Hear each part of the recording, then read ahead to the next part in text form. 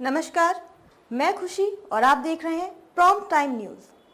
आइए नजर डालते हैं आज की बड़ी खबर पर। उत्तर प्रदेश के जनपद कन्नौज सोरीख रोरी तालाब ईदगाह रोड पर स्थित मां सरस्वती हायर सेकेंडरी स्कूल के प्रियांक यादव से स्कूल की व्यवस्थाओं को लेकर बच्चों की शिक्षा को लेकर खास बातचीत। आपका पूरा नाम और इस समय हम किस विद्यालय में उपस्थित हैं, किस लोकेशन पर हमारा विद्यालय स्थित है, विद्यालय की क्या स्ट्रेंथ है और विद्यालय में क्या क्या हमारी व्यवस्था है।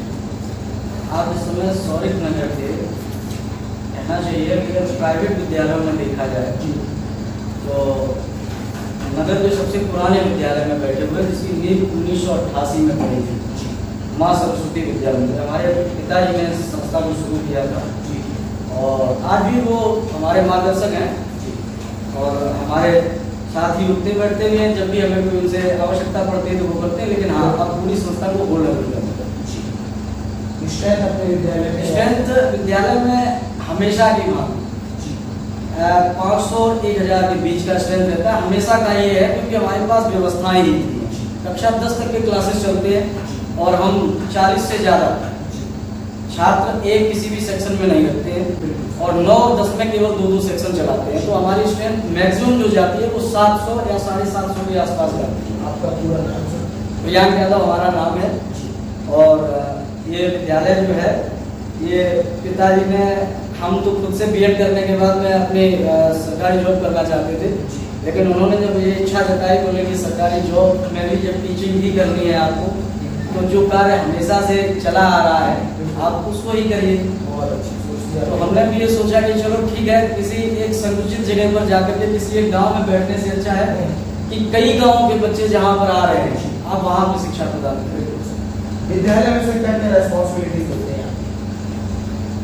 रिस्पॉन्सिबिलिटीज अगर कही जाए विद्यालय की तो कि बच्चा जैसे मान लीजिएगा क्लास में उसका परफॉर्मेंस लो होगा, बच्चा ठीक था, गड़बड़ होगा, आप तुरंत से गार्जियन से संपर्क करेंगे। आप उनको कहेंगे कि इस बच्चे को क्या समस्या आ रही है और 1 महीने तक लगातार अध्यापक और गार्जियन यदि एक दूसरे के संपर्क में बना रहे, मैं गारंटी करके देता हूँ कि जो छात्र 50% का होगा 1 महीने के अंदर वो 70 पे पहुंच जाएगा। केवल और केवल क्या हो कि गार्जियन घर पे ये देखता रहे कि टीचर ने जो बताया क्या बच्चे ने घर पे कर लिया या नहीं कर लिया। और जो एक डायरी होती है ना बच्चों को दी जाती है जिसमें होमवर्क लिखा होता है, गार्जियन उसका महत्व तो नहीं समझते, लेकिन हकीकत बात यह है वो एक डाकिया होती है जो यहाँ से जब गार्जियन के पास जाती है तो उनके लिए डाकिया और गार्जियन के पास से जब अध्यापक के पास आती है तो उनके लिए डाकिया। सारी चीजें उसमें लिखी जाती हैं। गार्जियन अपनी समस्या बता देगा कि बच्चे को इस विषय में दिक्कत आ रही है, टीचर उस पर काम करना शुरू कर देगा। टीचर को जिस विषय में दिक्कत आ रही होगी कि होमवर्क करके नहीं ला रहा है वो बताने लगेंगे, बच्चे में अपने सुधार होने लगेगा। बहुत अच्छे। दूसरा सवाल मेरा, अपने यहाँ टीचर्स की क्या स्ट्रेंथ है? टीचर्स कितने संख्या में? टीचर्स हमारे यहाँ टोटल 30 टीचर्स। जैसा कि 2 बाबू मैंने आपको बताया कि हम लोग जो है लगभग 3 से 4 जिलों में सर्वे करते हैं एजुकेशन सेक्टर में। तो मेरे सर्वे के आधार पे मैंने जो अनुभव किया है उसके आधार पे ही मैंने आपसे सवाल किए हैं और अपनी रेस्पॉन्सिबिलिटी को बखूबी नहीं समझते तो टीचर्स को आप किस तरीके से कैच करते हैं और क्या उनके लिए मीटिंग शेड्यूल होता है? देखिए ये सवाल आपका इतना महत्वपूर्ण है जिसको पढ़ाने वाले हर शिक्षक को समझना चाहिए। आप अगर शिक्षा दे रहे हैं तो आपने समाज का एक बहुत ही महत्वपूर्ण कार्य चुना है करने में। एक डॉक्टर अगर किसी एक दिन अपना सही कार्य न करे तो ज़्यादा से ज़्यादा किसी मरीज की तबीयत बिगड़ सकती है, लेकिन एक अध्यापक अगर अपना कार्य सही ढंग से न करे तो आप ये समझ लो कि उसने अपने विद्यालय में पढ़ने वाले कम से कम नहीं तो 500 से 600 छात्रों का एक पूरा विषय खराब कर दिया। और इररिस्पॉन्सिबल टीचर की बात अगर आप करें तो हम आपसे केवल इतना ही करेंगे कि दुनिया में बहुत सारे कार्य हैं करने में। ये जरूरी नहीं है कि आप केवल टीचिंग ही करें।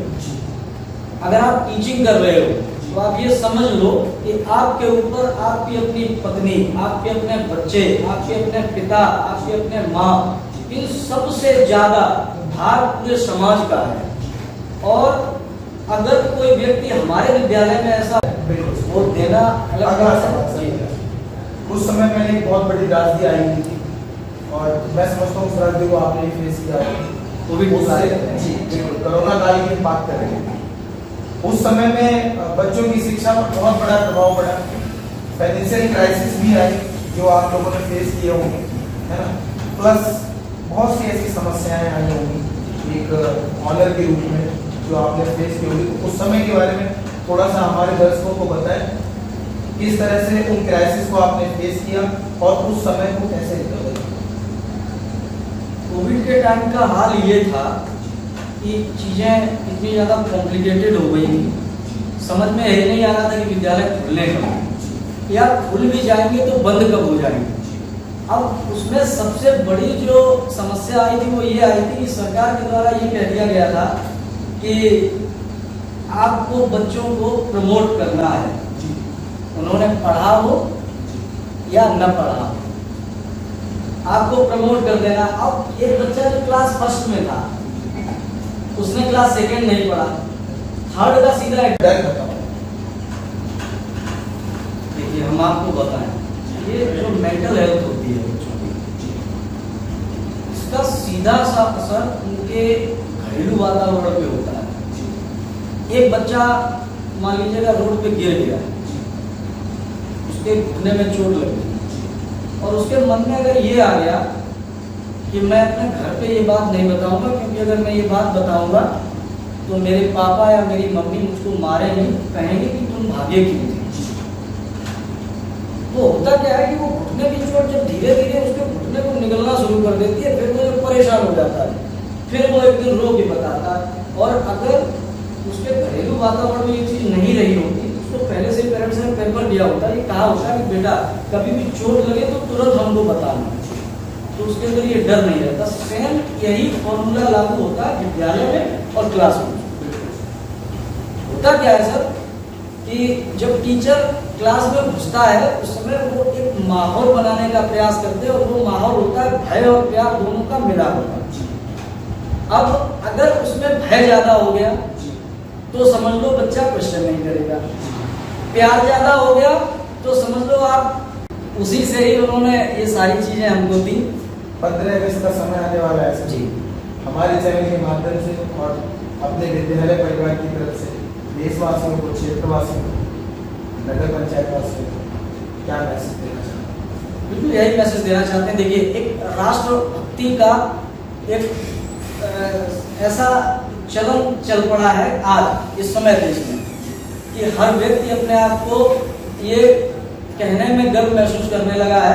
अच्छा, ये चीजें बहुत कम समय में बदली, ये आप भी समझते हैं। ये 15 अगस्त और 26 जनवरी का पर्व जो है वो पहले केवल विद्यालयों का पर्व कहा जाता था। बिल्कुल, आज प्रत्येक नागरिक आज ऐसे कार्यक्रम चलने लगे हैं, जैसे आज ही आपने कार्यक्रम किया हमारे विद्यालय में हर घर तिरंगा।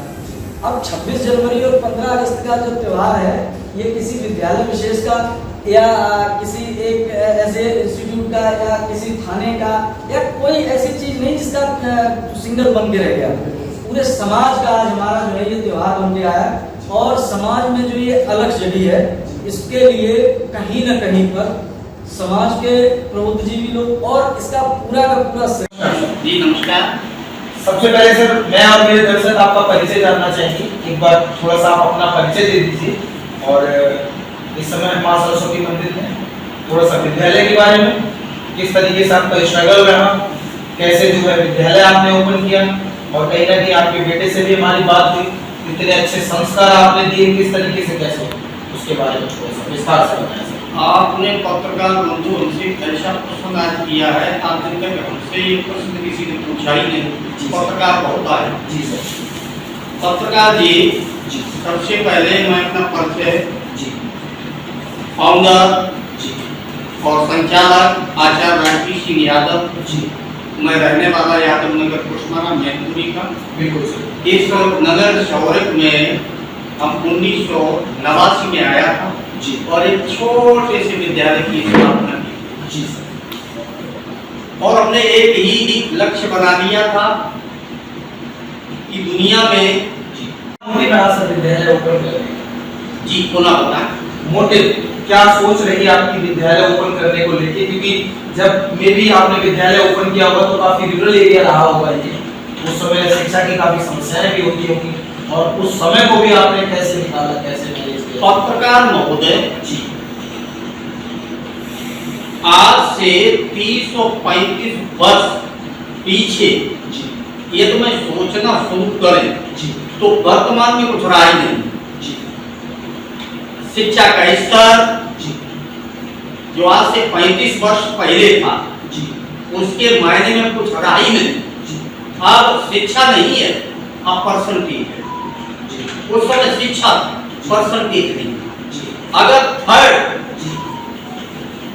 डिवीजन का बच्चा पास है तो उसको ज्ञान था थर्ड का, बिल्कुल। और फर्स्ट का तो गरीबाई हुआ करता था, लोग देखा करते थे कि उसका प्रथम श्रेणी में उत्तीर्ण हुआ। जी वर्तमान में भी रही तो ग्रामीण अंचल का तो मैं दावा करता हूँ शिक्षा बिल्कुल नगण्य हो जाएगी। शहरों में शिक्षा है, बहुत बढ़िया। सिटियों में नकल नहीं होती है, पढ़ाई होती है। दूसरी चीज इसके जस्ट दूसरी तरफ जी। किसी भी अभिभावक वर्ग से पैसे की अब कमी नहीं। कितना भी पैसा लेना चाहो जी। उसके पास पैसा है, बहुत बढ़िया। भरपूर मात्रा में पैसा है, लेकिन पैसा लेने की परिपाटी नहीं बना पा रहे। हमने विद्यालय सन 89-90 में खोला था, मेरे विद्यालय की फीस 10 रुपया प्रति महीना। आज विद्यालय की फीस 800, 900 और 700 रुपया। नहीं कहीं तो आप मान के चलिए 2000-3000 भी है, 3500। नहीं, हम अपनी बात बता रहे हो तो एक बहुत बड़ी बात है। जी तो सिटियों की तो बात ही अलग है। दूसरी चीज, पहले विद्यालय जो आम के पेड़ के नीचे, नीम के पेड़ के नीचे और छप्पर में चल जाते थे, वो जमाना चला गया। अब विद्यालय अकल से नहीं, अब विद्यालय धन से चलता है। बिल्कुल सर। ढंग से ही टीचर आते हैं, ढंग से ही पढ़ाई होती, ढंग से ही बिल्डिंग बनती। हाँ, इसके जस्ट हम विपरीत रहे। हमने कभी विधायक, सांसद या मंत्री की पिछाई नहीं की कि मुझे आप अपनी निधि से धन दे दें। हमने जो भी किया है विद्यालय से किया, इसी से बिल्डिंग स्टैंड की, इसी से अपने बच्चों को पढ़ाया, अपना भरण पोषण किया। ये मेरी दिनचर्या है। बोलना है 15 अगस्त का सर समय आने वाला है, हमारे देश में पर्व की तरह मनाया जाता है। जी। आप देशवासियों को, क्षेत्रवासियों से और शिक्षा से जुड़े हुए जो उनके अधिकारी कर रहे हैं, जी हमारे चैनल के माध्यम से जी उनको क्या मैसेज देना चाहते हैं? आदरणीय पत्रकार महोदय, जी जिन लोगों ने हमारे देश को स्वतंत्र कराया था, जी वो लोग तो हमारे मध्य में है नहीं। जी लेकिन उनसे जो मिली हुई प्रेरणा है जी और प्रेरणा स्रोत जो हमारे लोग रहे हैं, जी उनकी याद में जी 15 अगस्त या 26 जनवरी जी या जो भी हमारा राष्ट्रीय पर्व होता है, विशेषकर यही कामना की जाती है, चाहे वो प्राइवेट विद्यालय हो, चाहे सरकारी विद्यालय हो या किसी प्रकार का भवन उसका ध्वजारोहण होता है, तथा ये कामना की जाती है कि हमारा देश आगे बढ़े और प्रयासरत रहे, तथा देश को स्वतंत्र कराने के लिए जिन महान पुरुषों ने अपने प्राण न्यौछावर किए उनको बार बार बधाई देते रहे। और ये 15 अगस्त और 26 जनवरी और अक्टूबर जैसे पर आते हैं। बहुत बढ़िया सर, आपकी सोच काफी सराहनीय है। धन्यवाद सर, आपने हमें अपना कीमती समय दिया, उसके लिए मैं आपका आभार व्यक्त करता हूँ। धन्यवाद, बहुत बहुत धन्यवाद पत्रकार। खबरों में अब तक के लिए बस इतना ही। फिर होगी आपसे मुलाकात ऐसी ही एक बड़ी खबर के साथ।